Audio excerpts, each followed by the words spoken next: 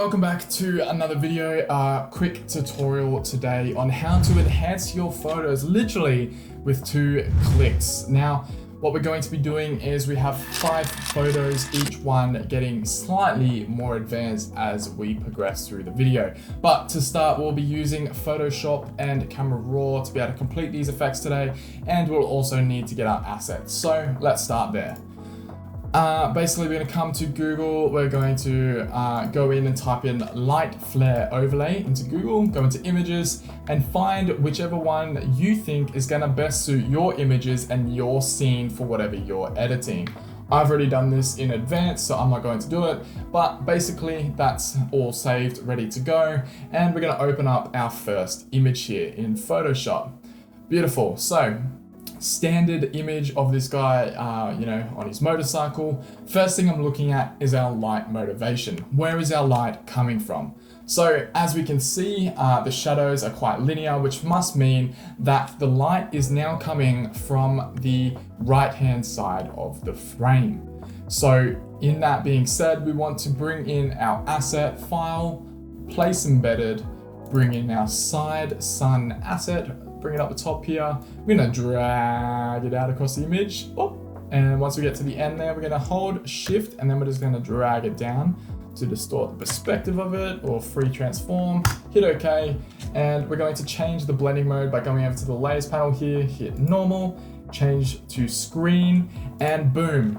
Just like that, in 2 clicks, we've already enhanced this image greatly. Let's look at before and after, just adding a little bit more depth, pizzazz, and color into the image. Let's move on to our second image. All right, so our second image is old mate walking along the beach with his shoes clipped on to the back of his bag. That's pretty cool. Once again, we're gonna file, place embedded, and we're gonna place our assets. Once again, we're gonna bring it up to the top corner here, and drag it out. And we're gonna hold shift, drag it down, hit OK, and come back over to our layers panel, change the blending mode from normal to screen. And it looks good, but it also looks fake because our light in our flare and the light in our scene are 2 different directions. So as you can see, our sun is lighting our scene and our person, our subject here, from the left-hand side of frame now, and it's no longer on the right. So we're going to flip our flare to match the scene's light direction. To do that, we're going to click on our flare layer. We're going to come over to edits. We're going to go to transform, flip horizontal, and boom. Just like that, we have another incredible image. Once again, adding a lot more depth, and it gives more of a sunset vibe now. Let's move on to our third image, a little more complex. All right, so we have our third image here that has already quite a strong contrast, saturation, and vibrance. But once again, we're going to file, place embedded our sun asset, drag it up to the top corner and drag it out over the image till there. Hit OK. We're going to change once again our blending mode from normal to screen, and just like that, it doesn't look too bad, but it still looks a little bit too fake. So what we're going to do to change this up and enhance it even further, we're going to reduce the intensity of the flare because it's a little bit too much for what's going on in the scene, and we're also going to change the color temperature of the flare to match more of the sun that is within the scene. So our flare is quite a deep dark orange, whereas our sun in the scene is more of a yellow. So if we look at the sun, more yellow base. If we look at her hair, turn our flare back on, as you can see, it's very orangey. So to change the color, let's start with that. We're going to click on our layer. Now, there are so many other easier ways to do this with your new adjustments and things like that, but I'm just going to show you a different way that you might not know how to do it. It's a little bit more of a longer method, but you have more control as well. I like it, but it's entirely up to you. Hold down Control, Shift and A all at the same time. This will bring up your Camera Raw filter. All we're going to do is go to basic, and we're going to change the temperature slider all the way up to warm, so it brings out the yellows. We're also going to bring up the exposure a little bit and bring up the whites ever so slightly. Saturation will go down and vibrance is right where it is, but our color mixer is where you're really about to see the epic change. So we're going to change from our HSL, we're going to pop over to our H, our hue tab, And our oranges, we're actually going to shift over towards the yellow side. So you can see it's really starting to come yellow. About plus 50 should be good. Hit OK, and boom, you can see now the yellow color coming through. But now the color is too intense for the scene, so we need to drop the intensity of the layer.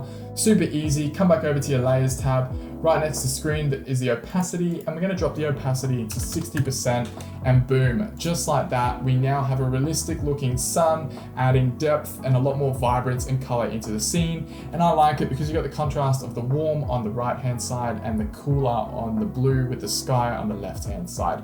Let's move on to our second last photo, slightly more complex again.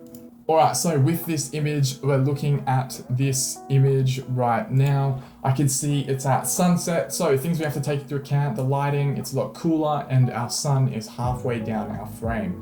Let's import our asset, place embedded, sidecast. Now, we're going to bring it to where these clouds are, because that is where our sun is relative to our scene and our frame. Hold shift, drag down, and click OK. Change our blending mode from normal back to screen. Now, things that I'm recognizing straight off the bat, the tone of our flare again is too harsh and doesn't match the scene. We need to add more cooler tones in, make it a little bit more pinky blue, and make it a little bit more sunset. Also, you can see this edge of the image now all the way through the middle of our frame, which looks unprofessional. So we'll use a mask later on to remove that edge. First things first, we're going to change the color temperature. We're going to click on our sun image here, Control-Shift-A to open up the camera raw again. We're going to make this cooler, starting in our basics tab up the top. Change the temperature to something a lot more cooler. Minus 53 works, and then tints, we're going to raise the tint to about plus 18. Our exposure, we're going to drop all the way down. Contrast, enhance, highlights, we're going to raise as well, just a little bit there. Shadows, white slightly. Actually, whites we're going to take a little bit down because it was quite bright, wasn't it, on the image? And then we're going to increase our vibrance and our saturation just a little bit. Come down to our color mixer, and we're going to go to our saturation. We're going to remove our reds, our oranges, our yellows, and our greens, enhancing our aquas, blues, purples, and magentas. Hit OK. Boom, just like that. It's a slight enhance, but we can already see it working. Once again, it's a little bit too intense. So let's change the opacity down to 80%. That's looking quite good, revealing a bit more of the information in the clouds and the detail behind. Now, you're probably wondering, what is this actually doing? Well, if we actually turn this off and take a look at our scene, it's giving a nice shine and glow that you would normally get on sunset onto our waves here.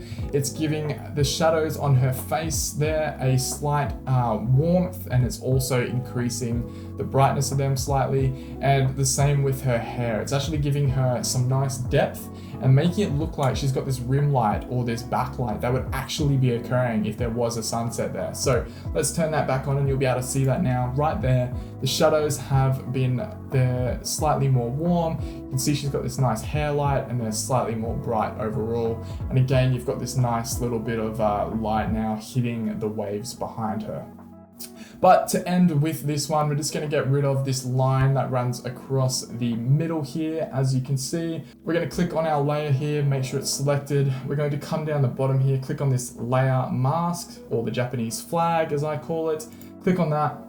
We've created a layer mask. Make sure this is an alpha mask, so it uses black and white. Make sure the black is on top over here. Come to our brush layer and make sure your opacity isn't too harsh. So I think around 30-40% is just fine. And we're not just going to stroke the shit out of this layer here. We're actually wanting to blend it in nicely to the image so you don't even notice it. And what we're actually going to do is do small circular motions along this line all the way to the end until it blends in and you can no longer notice it. So let's start doing that. Small circles just like so. And you can already see it's starting to blend in nicely with the original image. And no one has any clue or any idea that you've added in a little extra pizzazz. So just a little thing you can do to your images to touch it up, but let's take a look at our final and most epic image. All right, so you're probably wondering how you can incorporate a flare for sun into a nighttime image. And this is where your creativity really comes into play. I seen this image and I was like, I reckon I can add a cool flare and that's just gonna bring this image to life in his bike's light there at the front. So let's get started. We're going to select the image to start. We're going to come over to the quick selection tool on the left here, select that. And we just want to select our light, nothing else. So we're just going to select our light. So it's almost a perfect circle. I said almost a perfect circle. Don't at me in the comments. And that's pretty good. It's good enough. Right click once you're happy with your selection, layer by copy. Now we've got that layer selected. You're going to hit Control-Shift-A to bring up camera raw once again. We're going to match this into our scene. Hit basic. Our temperature, we're going to make it a lot cooler. That's probably too much. That's pretty good. Up our tint slightly, up our exposure to 2.5, maybe 2.6. Yep, that's looking pretty good. Add our contrast in, that's great. We're going to up our white slightly as well, and our clarity by 3, maybe 4. Everything else is fine, hit OK. Bam, you can see we've got now this light starting to take shape in our scene. Basically, from here, we are going to duplicate this layer by hitting Control-J to duplicate the layer. Then we're going to hide it by ticking this little off so we can no longer see that layer. And we're going to now import our light. So we've got this direct sun, roughly bring it to where the light is in the scene. There we go. Change our blending mode from normal to screen. Match it now with where the light is coming. Just going to increase that size a little bit more. It's probably a little bit too big, so we just want to bring that down. And use your arrow keys to really get precise with it. And that's looking pretty good. Now, the only issue is obviously it doesn't match the scene quite right because it's a warm color temperature and everything in the scene is cool. So if you're happy with that and you think it looks cool, that's your style and I'm 100% that's cool. But we're going to select that layer of the flare, Control-Shift-A, and match this into our scene with our subject. Once again, we're going to drop the cool color temperature once again to make it more blue. We're going to increase our tint slightly, our exposure slightly, our contrast and our whites. We're also going to increase our vibrance and our saturation, but here's where the real change happens. In our saturation, in our HSL tab, we're going to reduce reds, orange, yellow and green, enhance the aquas, blues, purples and magentas. Hit OK and bam. Just like that, it still to me is a little bit warm, so I'm just going to make it a little bit cooler. We just adjust that, going into our basic and bring down the color temperature just a little bit more. There we go, hit OK, and there we go. So now it's got that more bluey white tone that is matching the background of our image here, which is what we want. But it still doesn't look 100% realistic. We just need to add a little bit more depth back into where the light is coming from. So what we're going to do is that a layer we hidden before, we're going to turn it back on, and you can't see it yet, but we're going to drag it above our flare layer like so it reveals itself, and then we're going to change the opacity to 12%. And now you can see a bit more of depth coming from the lights. And with our flare, we're going to drop that to 90%. Just to give it a bit more transparency within the image. Actually, I think that's too much. I always think 95, just a little bit, just to give it that little bit of opaque sort of see-through kind of vibe. That's looking pretty good. And just like that, we've able to enhance this scene by adding a glow and a light into the scene that wasn't there before. I think this is a super cool effect and you're able to use this in so many versatile ways. Hopefully you can take this concept and this idea and just turn it into something that is slightly more complex and advanced to really make it realistic and bring it to life. But I hope you learned something, even if it's just a little something. Make sure you subscribe, like the video, and until next time, stay golden. Oh, right, time to go train.